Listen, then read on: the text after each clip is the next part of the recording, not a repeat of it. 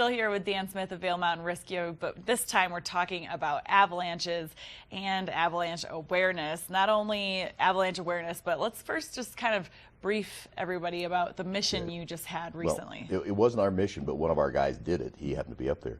There was a 500-foot long, 120-foot wide, 3-foot deep avalanche on Shrine Bowl caused by a snow machine rider who was high pointing, which is running the snow machine up till it loses traction. You can see the size of the slide there. Note the person at the bottom. It gives you real good definition for how big that thing is. Wow. That is more than enough to kill you. He was buried up to his neck. His machine was buried except part of the handlebar was sticking out. Our guy and some other passersby happened to come along, dug him out, dug the machine out. He hopped on the machine and high pointed again. Didn't knock the avalanche down a second time, and he's doing that with half dozen people standing below where Mike was standing there. It's not very responsible, among other things. He had no gear, he had no beacon, which is how we're going to find you. Otherwise, we wait till spring, and then we put you in a cardboard box and send you back to mommy. Because we're not going to risk people looking for a dead body for very long. And if there's a beacon, we're going to find you quick. We have a chance to find you alive, actually, with a beacon. Yeah. If we have to go with probes, your probabilities of survival are very, very low.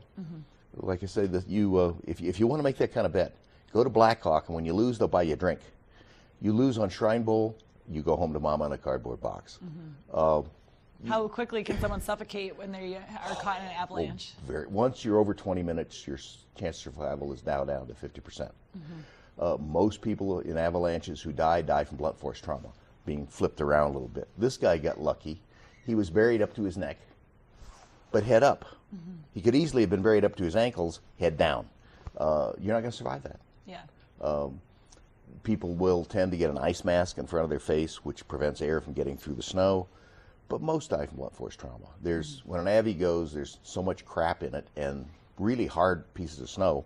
You get hit in the head. It's chunks good night. Of ice, there could be debris, everything. Yeah. trees. And your snow machine. Yeah. I mean, if you go off the snow machine first and that 600-pound beast hits you, it's not going to be a good day.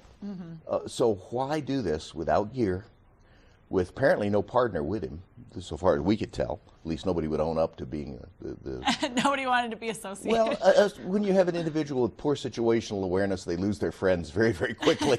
They don't self-identify. But you know, there is a requirement here to know what you're doing. You just don't own the snow machine or rent it and go out and run it uphill. You have to understand the backcountry. You have to understand how avalanches work. Colorado Avalanche Information Center has a tremendous amount of educational material.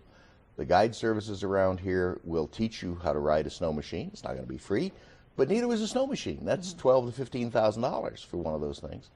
Why do you really want to tear it up the first or second time out? It's never a really good idea. What should he have done instead of going back? He shouldn't be high again? pointing in the first place. We would much rather people didn't do that because they trip a lot of avalanches.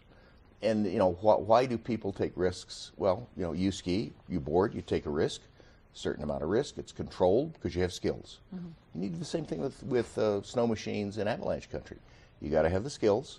If you want to take the risk, fine. Try not to suck anybody else into your vortex, because you know, you don't want to be responsible for that. So there's just a tremendous amount of learning that goes into this. You just can't buy the machine and go running around. You can, and they do, but then they become our customer.